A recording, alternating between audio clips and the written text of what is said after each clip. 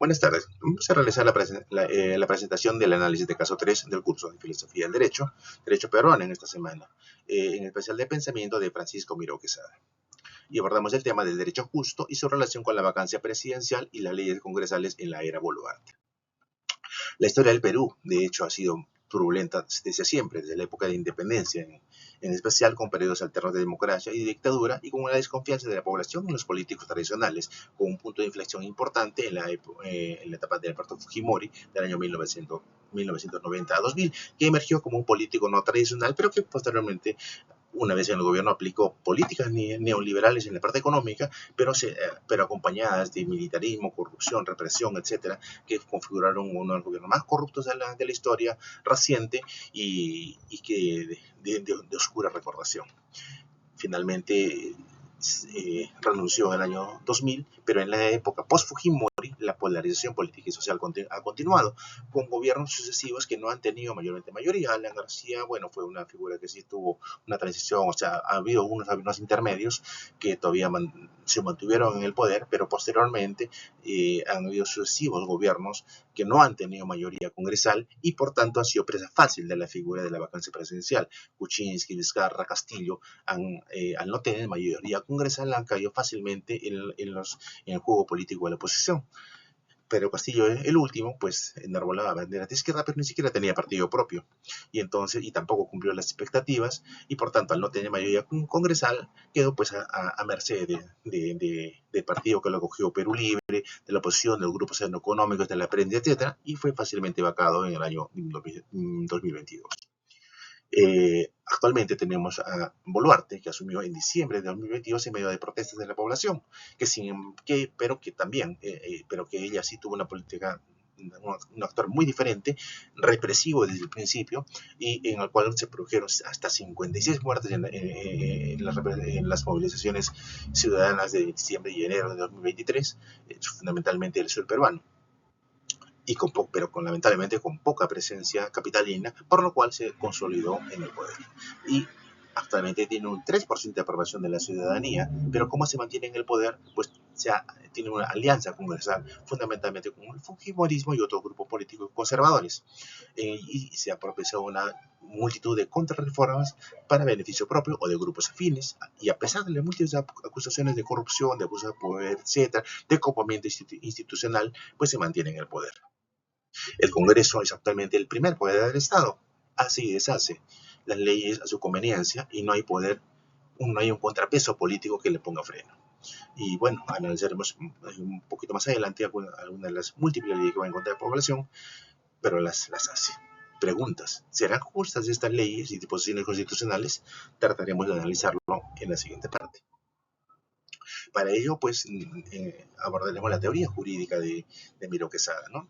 El cual, haciendo un breve recuento, pues, Miró Quesada ha sido un filósofo político, periodista, político también, porque tuvo una participación durante el gobierno de Belaúnde, y que ha tenido una multitud de obras, ¿no? Que algunas de las cuales se mencionan allí, pero una de las que trataremos de ver, desarrollar más, es su concepción del derecho justo, que motiva hasta varios artículos u obras al respecto. Lo más saltante de esto es cómo concebir el derecho justo mediante unos principios que él enarboló: el principio de no arbitrariedad y el de simetría. No arbitrariedad significa, pues, hacer leyes de consenso, que no sean impuestas, ¿no? Y que lo entiende como un concepto necesario pero no suficiente. También define el concepto de simetría, que tiene una base lógica, pero aplicado al campo jurídico son en base a las relaciones, ¿no? Que todos tengan igualdad, que todos puedan de alguna manera simétricamente acceder a determinada situación. Algunos ejemplos de esto es, por ejemplo, el artículo 2 de la Constitución, del inciso 2, de la igualdad ante la ley y la no discriminación, sea por sexo, por raza, por religión, etc., ¿no? Entonces ahí se evidencia un principio de no discriminación y de simetría, de igualdad ante la ley. La historia de la humanidad es cambiante, desde una época donde se ve que las relaciones simétricas en el esclavismo, la asimetría era máxima con señores, o sea, el esclavo no tenía derechos mínimos. En la Edad Media, los señores feudales, sus súbditos tenían siquiera algunos derechos. En las épocas actuales del capitalismo ya son más libres, hay derechos, pero todavía hay un punto pendiente en la época del capitalismo y la persistencia de las clases sociales. Menciona inclusive un principio casi marxista, ¿no? Que sería un ideal de un mundo donde se elimine la arbitrariedad y la simetría, o sea, una sociedad sin clases. Algunos autores desarrollaron históricamente el pensamiento de Meiro Quesada, porque en la obra del Derecho Justo del 76, donde el principio de no arbitrariedad es lo principal, en un artículo del año 94, introduce el principio de simetría y un ensayo de la fundamentación racional de la ética, toma la posta finalmente, ¿no? Y bueno, ese derecho justo del 94 es el más comprensible, más sucinto, porque los otros ya son basados en más conceptos filosóficos, más profundos. Filosofía de Kant se apoya en él, a la ética material, formal. Bueno, son conceptos un poquito más densos, pero que son la fundamentación a sus conceptos. Y también se aborda obviamente la relación entre la filosofía moral y el derecho, pues obviamente, bueno, él tiene la corriente justnaturalista en la cual, de hecho, al encontrar una relación entre la moral y el derecho, pues tiene esta concepción, ¿no? En general, todo orden jurídico conjunto de normas expresa valores morales de sus ciudadanos, tiene una conexión empírica, pero la conexión conceptual va más allá, que si no tiene si no expresan esto, si contravienen determinados valores, pierden validez. Eso ya sería una conexión conceptual más profunda. De hecho, la corriente positivista, pues, trata de separar la relación entre la moral y el derecho, pero él va en contra de eso. Haciendo el análisis del caso que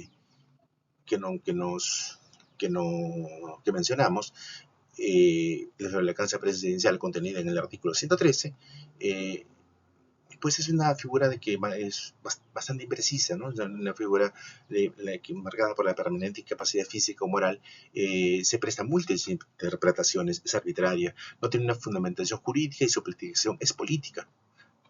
Solamente basta una mayoría congresal y ha servido, como se ha mencionado, para desestabilizar el gobierno desde el año 2016. Y sin embargo, en el actual gobierno de Boluarte, que tiene múltiples cuestionamientos, no se aplica para nada. Ni siquiera hay una censura a sus ministros. ¿Y todo por qué? Porque tiene una alianza con el Congreso, no una alianza conceptual porque compartan valores, simplemente una alianza de beneficios, ¿no?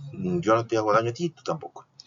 Y bueno, sobre las leyes del Congreso, mencionamos acá algunas de las múltiples leyes que van en contra de la población, relacionadas a la prescripción de delitos, a la responsabilidad penal de los partidos, para recorte de plazos de la colaboración eficaz, funciones de la Fiscalía para investigación preliminar y la última reciente, la eliminación de la detención preliminar para casos de no flagrancia. En este caso, por ejemplo, último, no tiene ningún sentido haber eliminado más allá de su propia protección personal, de espaldas. Trabajan, por tanto, de espaldas al pueblo, solo para beneficio propio o de grupos cercanos, favorecen la impunidad y la delincuencia en un contexto de gran inseguridad ciudadana como el actual. Son, por tanto, arbitrarias y asimétricas. Es lo que tenemos y ojalá en el futuro cercano pueda eliminarse. Eso es todo.